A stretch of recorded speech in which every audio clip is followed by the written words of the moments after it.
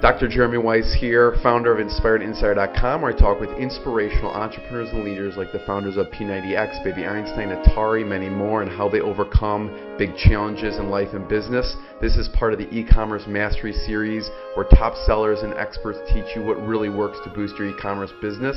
Our sponsor today is Rise25.com, where entrepreneurs of 6, 7, and 8-figure businesses come together live and in person every few months to solve their biggest business challenges and leave with lifelong friendships. Check out Rise25.com. It's run by myself and co-founder John Corcoran. It's application only because we keep it to a very, very small group. Today I'm excited with Peter Awad, who founded Import Auto Performance, which he has grown into a 7-figure business. IAP Direct has been selling car parts online for over 15 years. Peter looks young, but yeah, 15 years. He also is the co-founder of Mission Meats that sells grass-fed beef sticks and bars, and they even donate a portion of the profits to charity. If that wasn't enough, he runs the Slow Hustle podcast, which we're going to talk about, and he showcases the massive roller coaster that is entrepreneurship, and he manages to do all this with 4 kids. Peter, thanks for joining me. Hey, man. Thanks for having me, Jeremy. I want to know about a low moment and how you pushed through, and then a proud moment, because there's those peaks and valleys. Mm-hmm. Yeah, I'd say a low moment for me was around the real estate, meltdown. I was in Florida. We had just recently moved to Iowa. I had a bunch of property down there, and I lost a ton of money. I mean, like a ridiculous amount of money. Being in the automotive space, I mean, to me, it's all luxury, right? Like nobody needs to spend the money that they're spending on this product. So, company tanks. I've lost probably my entire life savings in real estate. I'm broken, And in that, I learned so much about where I was placing my value. Right, I was placing my value in all of these material and external things. I was placing my value in my success monetarily, when really none of that stuff even mattered. Right, and so I had a ton of personal growth then. At the same time as when we started tithing, actually, when we were completely broke. Wow. And so to me, that's I'm like, so interesting. I need to be a good steward with my money now, right? Because then when I recover, it'll be a lot easier, right? So the same thing I talked about in the beginning of like setting the mission in the beginning. We're like, dude, we are completely broken now. My tithe is going to be minuscule and obscure and ridiculous now, but I'm going to do it anyways. Yeah. And that's when I started doing that, man. And a lot of things turned around since then, right? And so I would say it's a low moment. What made you do that, though? That's completely counterintuitive, right? Because you have nothing, right? And then you decide to give.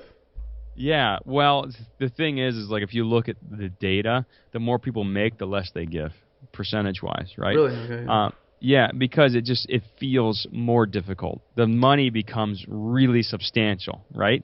And so, like to me, it was like if I can set the discipline in place now, then when the money becomes really substantial, I don't give a crap, right? Because I've already had that discipline. I'm already used to it. I'm going to share in the bounty. Like if I'm making more money, I'm giving more money, and so that, man. I mean, it's biblical. It's it's through some of the advisors that I was talking about and mentors I was talking to. I should say then all aided into beginning that discipline, right? So I would call that a low moment and a high moment at the same time, as weird as that sounds, because there's so much growth that happened then. And to keep that in mind when you're having a really hard time is where a lot of that growth happens, is when you are stretched to the limits. And so I would call that, both the low and the high. You asked me another question, though, I forgot. No, I was saying the proudest business achievement so far for you. Yeah. The proudest business achievement. It's funny, man. I'm going to keep it really... We're going to turn the slow to the hustle right now, so I want the hustle side of things. Yeah, and that's what you asked about, too, about slow hustle. I'll talk about that in a second. So, what's proudest for me, man? This is really going to be really super cheesy. I got a wife. I have 4 kids, right? It's like a big family. Yeah. And when I sit and I look around, I'm like, the ideas that cooked in my brain materialize this, right? They materialize. I mean, my wife and I materialize as human beings, right? With God's help, we have a home, we have food, we have a very comfortable life, and it's like the ideas something that was in my head that became ones and zeros programmatically, and it turned into this. Like, it just materialized. Right. That Creating to me, something out of nothing type of thing. To me, it's complete magic. Yeah. That's entrepreneurship, right? Yes, it is. So, you make the distinction slow hustle, right? Yeah. So talk about fast hustle versus slow hustle.